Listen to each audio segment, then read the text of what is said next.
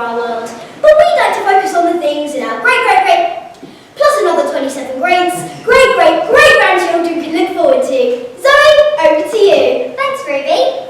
1,000 years ago, there was an estimated 300 million people on Earth, compared to an incredible 7.4 billion today.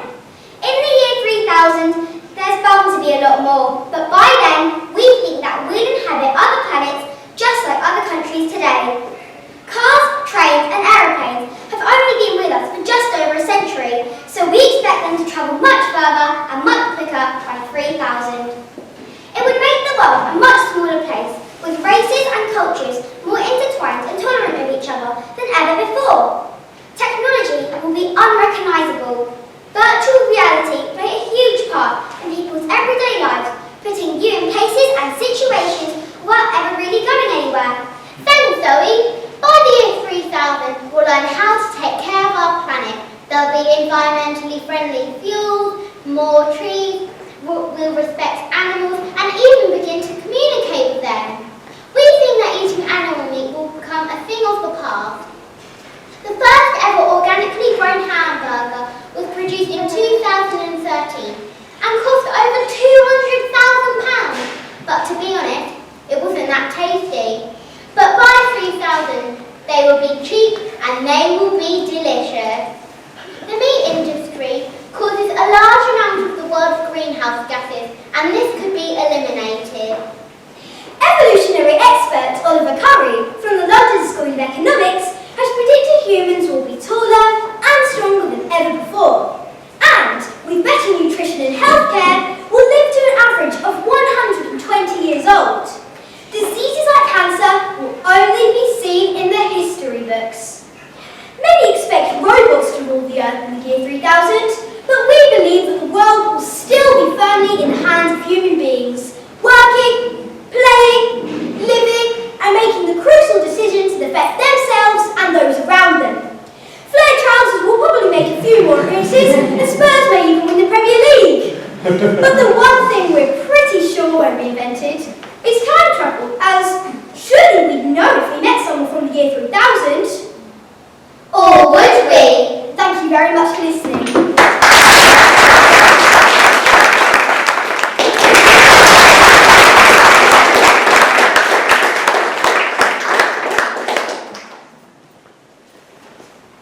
I wondered if humankind had at last attained paradise. This is a quote from the book The Time Machine by H.G. Wells. This was his prediction of the future. We're going to be sharing our prediction of what we think life will be like in the year 3000.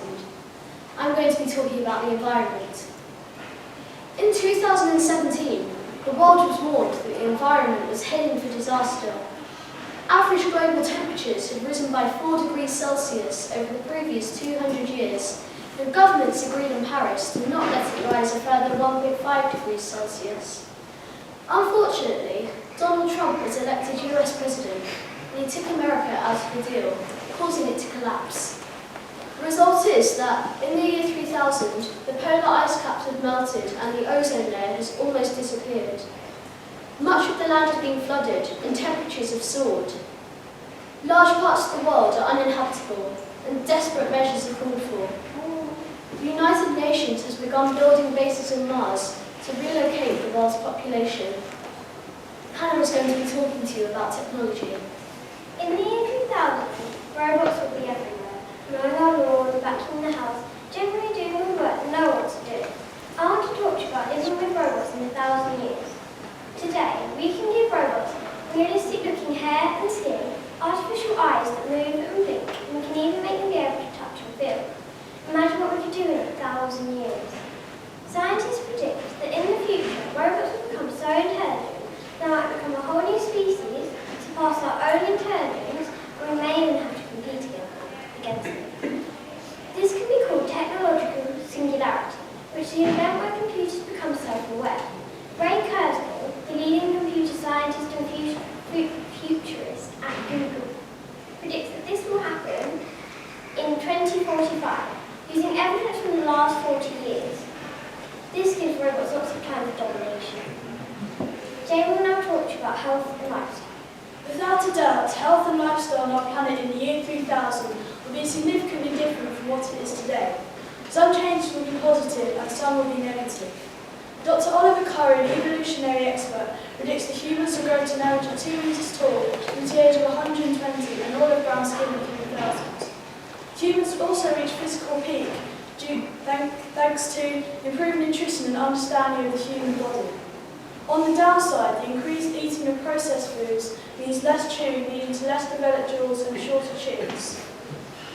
Also, according to Dr. Curry, humans lose key social skills due to an over-dependence on technology.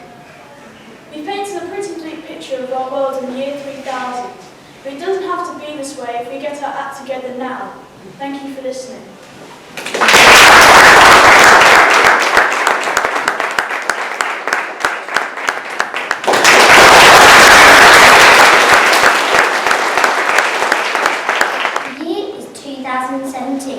We are 10 years old. What will the future hold for us? For humanity and for Earth. Today we invite you to come with us. To walk in the footsteps of the one, The only Marty McFly. So hop on board our imaginary DeLorean and let's go. Back to the future. We have landed in the year 3000. It's hard to comprehend the amount of time passing, the amount of changes that would have happened. Maybe we'd have to look to the changes that have already happened in the last 100 years. 100 years ago, many children didn't go to school and couldn't read or write. Women and men were not classed as equal, and women have begun fighting for the right to vote. Communication was difficult with no email or telephone. And travel was even harder. There were no planes and few cars. Life expectancy was just 48 years, and many infants would die before they reached into adulthood. Why was this? Well, medication wasn't nearly as advanced. What will the next 1,000 years hold? I imagine that robots will have a big part to play in the year 2000. All the jobs that are either dangerous or dull can be undertaken by them. That would be awesome. Dishwasher duty isn't fun. I love robots to do it for me. I'd hope that diseases we have today will one day have cures. 400 people die every single day from cancer in the UK. Just one life lost is one too many. Life will be easier in the year 3000. We will be healthier than ever, with technology at our fingertips to cater our every need. Don't you think there are any downsides? Some scientists do predict that fossil fuels will run out as early as 2088. So how will we fuel all these new technologies? I suppose we'll have to find alternative fuels like solar or wind power. Also, there's the destruction of natural habitats. The rainforest is being cut down at an alarming rate. Trees are vital for life on Earth as they produce oxygen for us to breathe and so many homes for beautiful creatures. Animals such as tigers and gorillas are all facing extinction. They are hunted and their homes destroyed. But at least new medicines will hopefully make people live longer and happier lives. Currently, Earth is home to approximately 7 billion people and it's growing every day. Many live without basic food and shelter. If we can't provide for 7 billion, how will we manage much larger numbers? Maybe we need to learn to divide the world's resources better. So that everyone gets a fair share. But we need to make sure that we look after Earth today for those who inherit it. But how do we do that? We could be future leaders. Our generation holds the key. This very room may contain future scientists that would come up with the cures we seek. Future politicians and diplomats who find the solutions to the problems that divide us. Future biologists and naturalists who will protect our Earth and animals who inhabit it. We need to devote our time, Our energy, and our passion into caring for the year 2017. for the here, For the now, for our future.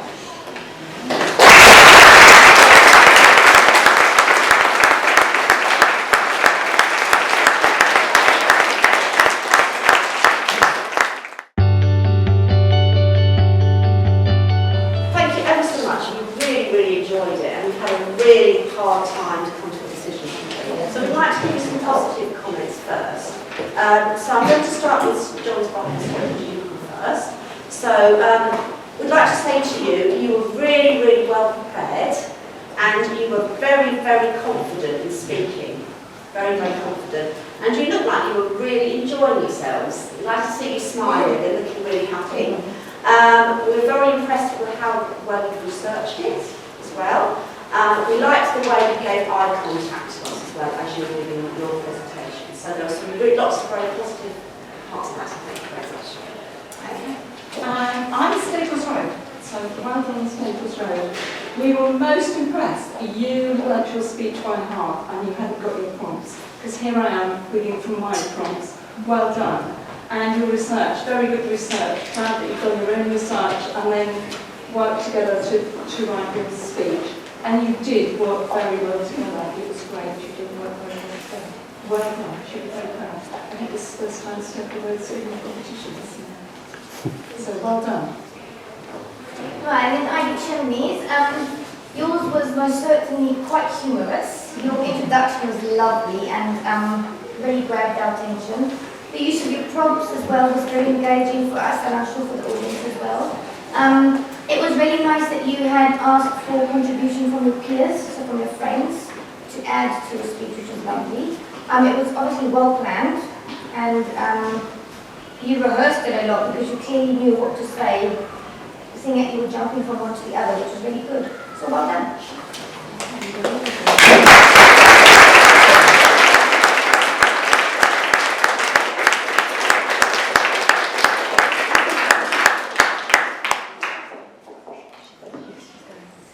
As we said, it was really hard to come to a decision because we all did it very, very well. But there is a winner, and we have come to a decision that the winners are St John's Baptist.